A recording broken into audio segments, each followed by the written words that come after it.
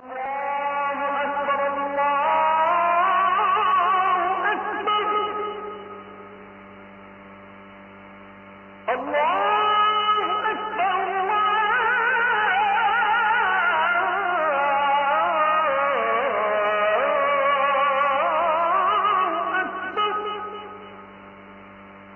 ভয়টা থাকতে হবে। দেখেন কেমন ভয় সাহাবীদের মধ্যে ছিল। দুজন সাহাবীকে আমার রাসূল সীমান্ত প্রহরায় নিয়োগ দিয়েছেন। ওই সাহাবী দুজন সীমানা পাহারা দিচ্ছেন। এই জায়গায় তো সীমান্ত এরিয়া আছে মনে হয়, আছে না? মনে হয় খুব কাছাকাছি থাকার কথা। দাদা বাবুরা খুব কাছেই আছে। এইরকম একটা সীমান্ত প্রহরায় দুজন সাহাবীকে রাসূল নিয়োগ দিলেন।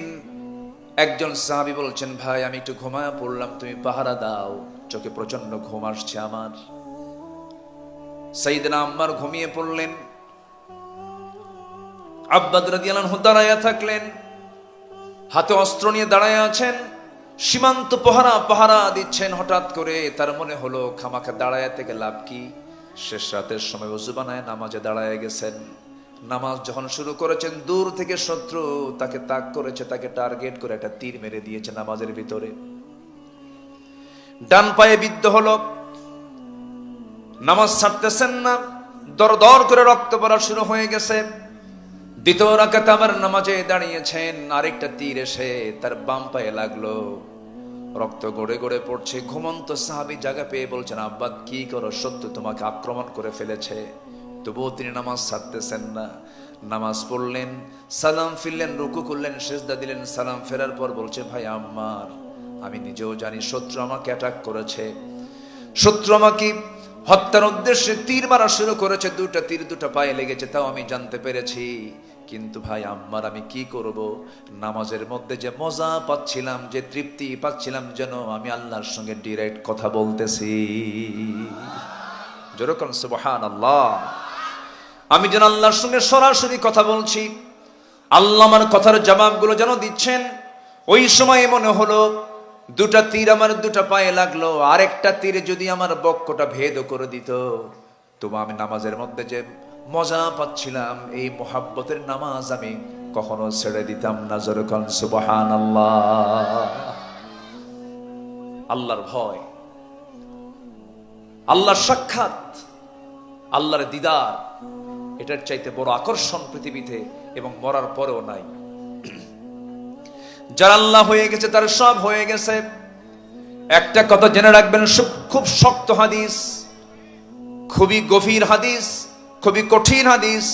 গোটা পৃথিবীর সকল মানুষ যদি আপনার ক্ষতি সাধন করতে চায়, আইয়াতুর রোগ, ক্ষতি যদি করতে চায়, কিন্তু আল্লাহ আপনারা যদি উপকার করতে চান, পৃথিবীর কোনো মানুষ আপনাকে ক্ষতি করতে পারবে না। আল্লাহ আপনার উপকার করবেন। যেরকম সুবহানাল্লাহ।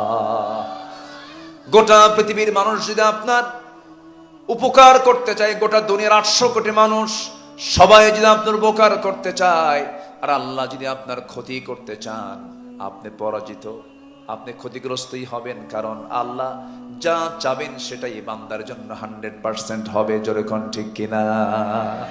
আইয়ানফাউক আইয়াদুররুক, ক্ষতি এবং উপকার একমাত্র আসে কার পক্ষ থেকে? আল্লাহর পক্ষ থেকে। আমেরিকা আমাকে বাঁচাবে না, ইউকে আমাকে বাঁচাবে না, ইউরোপ আমাকে বাঁচাবে না, দিল্লি আমাকে বাঁচাবে না, আমাকে বাঁচাবেন আমার আল্লাহ তাআলা। ঠিক কিনা?